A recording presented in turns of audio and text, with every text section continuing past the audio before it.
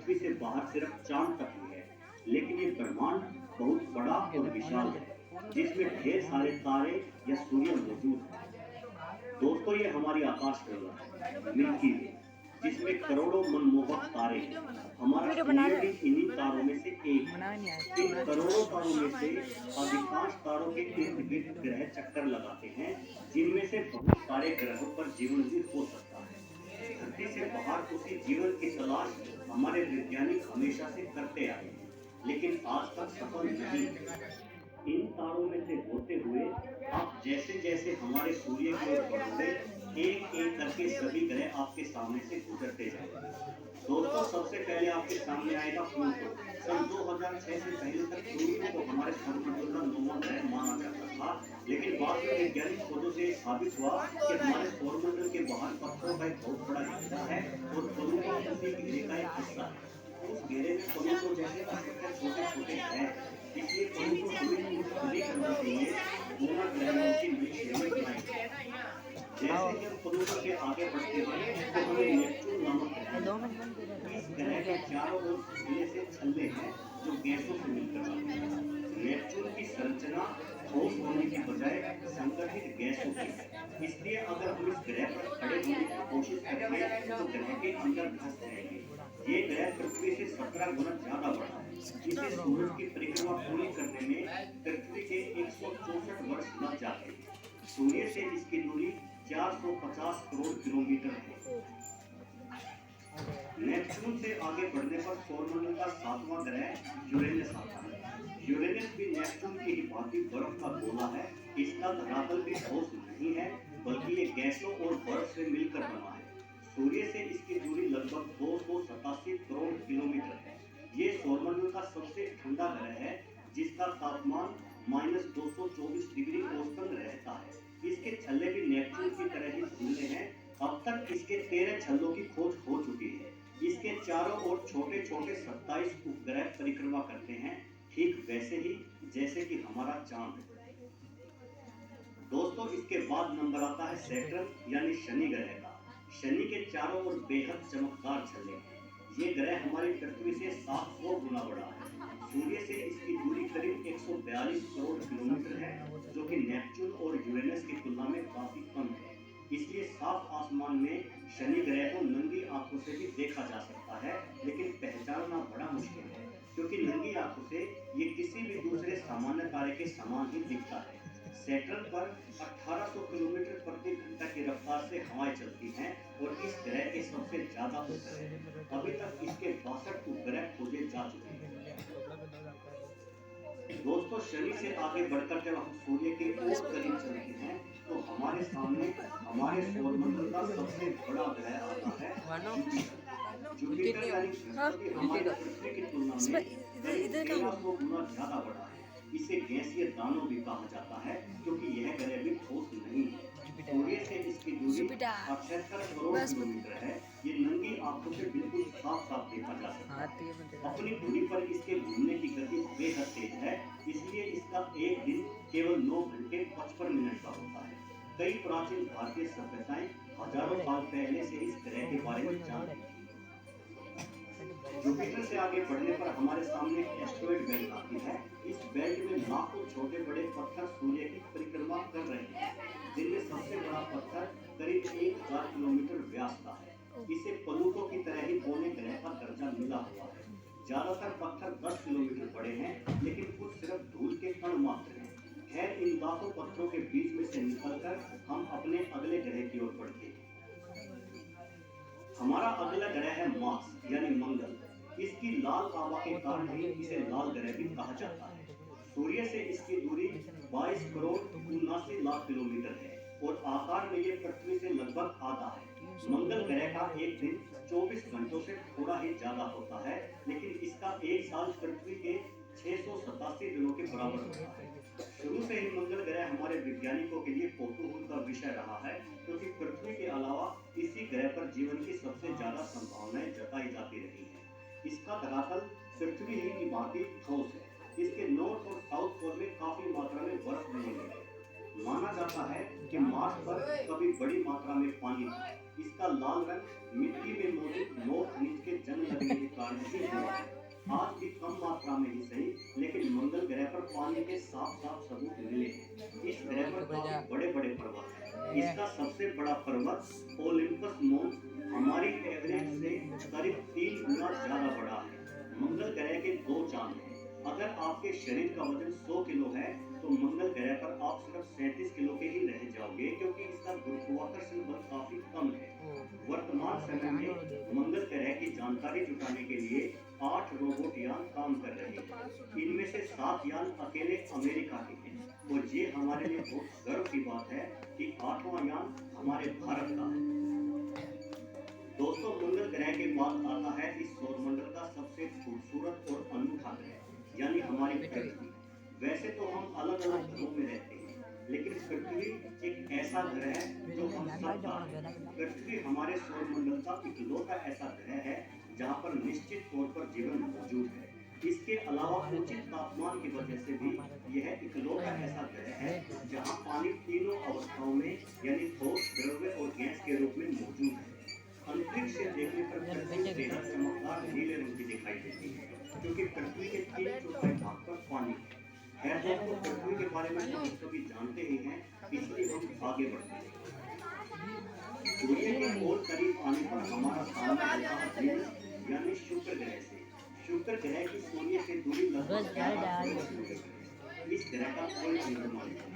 शुक्र ग्रह आकार में पृथ्वी से थोड़ा सा ही छोटा है, लेकिन ये ग्रह बेहद अजीब है और सौरमंडल में मौजूद किसी नरक के समान है। इस ग्रह पर सल्फ्यूरिक एसिड के बादलों की मोटी परत है और यहाँ तेजाब की बारिश होती रहती है। भले ही ये सूर्य के सबसे निकट ना हो, लेकिन अपने बादलों की वजह से ये सबसे गर्म ग्रह है। इसका तापमान 462 डिग्री सेल्सियस तक पहुंच जाता है, यानी ये एक तेजाब की भट्टी के समान। इसके अलावा शुक्र ग्रह हमारे सौरमंडल का इकलौता ऐसा ग्रह है जिसमें सूर्य पश्चिम से निकलकर पूर्व में चलता है, क्योंकि यह सभी ग्रहों के तुलना में उल्टा घूमता है। सबसे बड़ा कमाल ये है कि पृथ्वी के दिनों के हिसाब से शुक्र ग्रह का एक साल तो 224 दिन का होता है, लेकिन एक दिन 243 दिनों का, यानी शुक्र ग्रह का एक दिन उसके एक साल से भी ज्यादा बड़ा है। शुक्र ग्रह पृथ्वी से देखने पर सूर्य और चंद्रमा के बाद सबसे ज्यादा चमकने वाला आकाशीय पिंड है और इसे नंगी आंखों से बड़ी ही आसानी से देखा जा सकता है। हमारे सौरमंडल के अगले ग्रह के बारे में जानने के लिए हमें सूर्य के करीब या कहिए बेहद करीब जाना होगा। सूर्य के काफी करीब जाने पर हमें सूर्य के सबसे निकटतम ग्रह मरकरी यानी बुध के दर्शन होते हैं।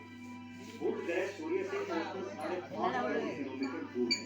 ये ग्रह सूर्य की बहुत तेज गति से परिक्रमा करता है, जिससे इस ग्रह के सिर्फ 1.5 दिनों में ही इसका 1 वर्ष पूरा हो जाता है। ये हमारे सौरमंडल का सबसे छोटा ग्रह है। बुध ग्रह का दिन का तापमान 450 डिग्री सेल्सियस तक पहुंच जाता है, लेकिन रात का तापमान -176 डिग्री सेल्सियस ही रह जाता है, क्योंकि गर्मी को रोकने के लिए इसमें वायुमंडल नहीं है।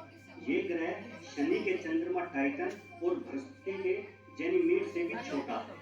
हालांकि प्लूटो बुध ग्रह से भी छोटा है, लेकिन वैज्ञानिक प्लूटो को अब नहीं मानते, बल्कि उसे बुध ग्रह का दर्जा दिया गया है। तो दोस्तों, ये थे हमारे सौरमंडल के 8 ग्रह जो हमारे तारे यानी सूर्य की परिक्रमा करते हैं। एक समय में हमारी दुनिया में डायनासोर का राज था। वे चलते थे जहां हम चल रहे हैं। इसी हवा में सांसें ली, इसी धरती पर लड़ाई लड़ी। इन दैत्याकार बड़े विचित्र डायनासोर ने करीब 14 करोड़ सालों तक इस धरती पर राज किया। इन डायनासोर की कई हजार प्रजातियां थी। इनमें से कुछ शाकाहारी थे, कुछ मांसाहारी, तो कुछ डायनासोर बहुत ही शांत स्वभाव के थे। वहीं कुछ डायनासोर बहुत ही हिंसक और खतरनाक थे। ये उस समय के सबसे सफल जीव थे। लेकिन फिर अचानक ऐसा क्या हुआ? आखिर वह कौन सी घटना थी जिसने इनका नामो निशान ही मिटा दिया? इसे जानने के लिए हमें करोड़ों साल पीछे जाना होगा और डायनासोर्स के उस अंतिम दिन को करीब से देखना होगा। तो आइए चलते हैं आज से 65 मिलियन साल यानी कि 6 करोड़ 50 लाख साल पीछे। आज से करीब 6.5 करोड़ साल पहले धरती पर मौसम सामान्य था। चारों ओर सूरज की रोशनी बिखरी हुई थी। लंबे लंबे पेड़ों से टकराती समुद्र की ठंडी हवाएं और चारों तरफ डायनासोर के चिल्लाने चिंघाड़ने की आवाजें। जब ये सारी डायनासोर प्रजाति बड़े ही आराम से धरती पर अपना जीवन बिता रही थी, तब 10 करोड़ साल पहले ही इनकी किस्मत लिखी जा चुकी थी। 10 करोड़ साल पहले एक छोटा एस्ट्रॉइड का टुकड़ा जो सुदूर अंतरिक्ष से आ रहा था, वह पृथ्वी से लगभग 20 करोड़ मील दूर मंगल और बृहस्पति के बीच बने क्षुद्र ग्रह बेल्ट में घूम रहे एक बड़े एस्ट्रॉइड से जा टकराता है। इस टकराव से उस बड़े एस्ट्रॉइड की दिशा बदल जाती है और वह क्षुद्र ग्रह बेल्ट से निकलकर सीधे पृथ्वी की ओर 22,000 मील प्रति घंटे की रफ्तार से बढ़ने लगता है। जब यह एस्ट्रॉइड पृथ्वी से 3,84,000 किलोमीटर की दूरी पर था, तब धरती से शायद डायनासोर का अंत ना होता यदि यह एस्ट्रॉइड पृथ्वी के उपग्रह चांद से टकराता। लेकिन नियति को कुछ और ही मंजूर था, इसलिए ये बड़ा एस्ट्रॉइड चांद के बहुत नजदीक से गुजर गया। 40 किलोमीटर के व्यास वाला 2 ट्रिलियन मेट्रिक टन का ये एस्ट्रॉइड प्रत्येक सेकंड के साथ साथ धरती के करीब बढ़ता जा रहा था। ये एस्ट्रॉइड जब पृथ्वी के वातावरण के संपर्क में आया तो इसकी रफ्तार एकाएक 70,000 किलोमीटर प्रति घंटा हो गई। पृथ्वी के वायुमंडल में घुसते ही घर्षण की वजह से ये एक भयानक आग के गोले में बदल गया। ये इतनी रफ्तार से धरती की ओर बढ़ रहा था कि सिर्फ 4 मिनट में इसने अटलांटिक ओशियन को पार कर लिया। इसकी चमक इतनी अधिक थी कि धरती पर टकराने से पहले ही हजारों जीव आग के इस दहकते गोले को देखकर पूरी तरह अंधे हो चुके थे। ये जीव उस उल्का को देख नहीं पा रहे थे, लेकिन वह उसकी भयानक गर्मी को महसूस कर रहे थे। कुछ ही क्षण में ये एस्ट्रॉइड मेक्सिको की खाड़ी के पास जमीन से टकराता है और लगभग 35,000 डिग्री सेल्सियस की ऊर्जा वाला एक भयंकर विस्फोट होता है। इस टकराव का विस्फोट लगभग 10 हाइड्रोजन बम के विस्फोट के बराबर था। ये विस्फोट इतना शक्तिशाली था कि इसके टकराते ही धरती की लाखों टन धातु अंतरिक्ष में चली गई। टकराव वाली जगह पर 180 किलोमीटर चौड़ा और 20 किलोमीटर गहरा गड्ढा बन गया। विस्फोट के कारण इस गड्ढे का सारा मेटल और पत्थर आसमान में धूल के बड़े बादल में बदल गए। 16 मिनट 40 सेकंड बाद जमीनी टकराव की वजह से धरती के अंदर चारों ओर 11.1 तीव्रता की भूकंपीय तरंगे उठने लगी।